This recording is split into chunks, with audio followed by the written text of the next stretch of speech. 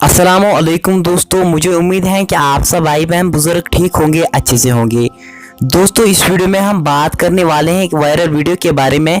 दोस्तों इस वीडियो में एक लड़की ने एक लड़के के साथ क्या किया दोस्तों, जिससे कि एक लड़के को कश्मीर छोड़ना पड़ा। दोस्तों मैं आपके सामने एक वीडियो क्लिप प्ले करता हूं। दोस्तों इससे पहले अगर आप मेरी चैनल पर नए हैं तो चैनल को सब्सक्राइब कीजिए। दोस्तों सबसे पहले अगर आप ये वीडियो क्लिप देखो, उसके बाद हम आगे बात करते हैं। से 2019 में प्यार हुआ था।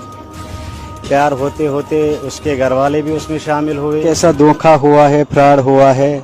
10,000, 10,000, 25,000, 25,000, 40,000, 3,000, 1,000, 3,000, 3,000, 10,000, इतने पेमेंट मैंने उनको उधार दिए, क्योंकि जब लॉकडाउन था, कोई भी मुसीबत उनके घर में था, तो मैं उनको ये पैसे दे रहा था।